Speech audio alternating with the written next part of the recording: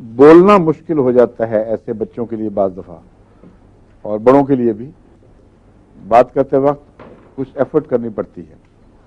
میں نے آج تک اس کو یہ جو ہے اسٹیمرنگ میں استعمال نہیں کیا، مگر اب آپ کو جو سنا رہا ہوں تو مجھے خیال آیا ہے اسٹیمرنگ یعنی بولتے وقت بات کو بار بار دہرانا اور زور سے ایک لفظ کہنے کی کوشش کرنا، لیکن پہلے دو حصوں میں انسان اٹکا رہے، تا تا تا تا تا کر کے جو بولتے ہیں، ان بیچاروں کی اصل بیماری ہے خوف کی۔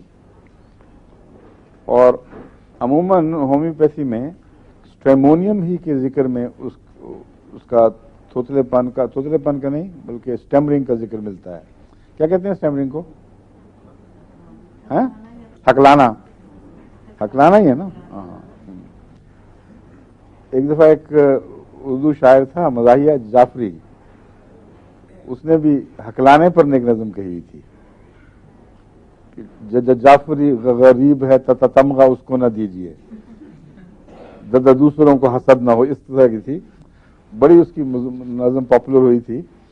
مگر یہ بیچاروں کی بیماری جو ہے اس کا خوف سے تعلق ہے، اس لیے ان کا نفسیاتی علاج بڑا ضروری ہے۔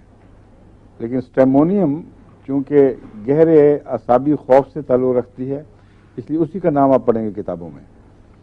میرا خیال ہے احمدی ہومیوپیتھ کو ایسی دوائیں بھی استعمال کرنی چاہیے، ایگیریکس وغیرہ مثلا، جن میں بات کرنی مشکل، اعصاب پر کنٹرول مشکل ہو سکتا ہے، عصبی کمزوری کی وجہ سے وہ بات نہ کر سکیں تو پھر ڈر جاتے ہوں، اور خوف ساتھ دامنگیر ہو کے ایک اور مصیبت میں مبتلا کر دیتا ہے۔ کانپنے والی بیماریاں دوائیں اور بولنے سے تعلق رکھنے والی جتنی دوائیں ہیں ان کو استعمال کرنا چاہیے، کیونکہ ایسے مریض بہت ہیں جن کے لیے بڑی مصیبت پڑی ہوتی ہے، کوئی آرام نہیں آتا۔ میں نے جو استعمال کر کے دیکھی ہے اسٹیمونیم، اس کو 30 سے لے کر 1000 تک اونچا بھی گیا ہوں۔ بہت کم مریض ایسے ہیں جن کو نمایاں فائدہ ہوا ہے۔ اکثر مریض بیچارے ہکلاتے ہی آئے، ہکلاتے ہی واپس گئے، واپس پھر ہکلاتے ہی آئے، اور کتاب میں چونکہ اور لکھا نہیں ہوتا تھا، میں یہی دیتا رہتا تھا، پوٹینسیاں بدلتا رہا۔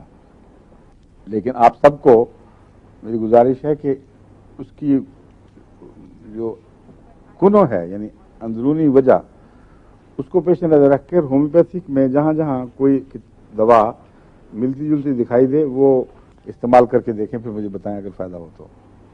ایک میرا خیال ہے ایگیریکس بھی مفید ہو سکتا ہے۔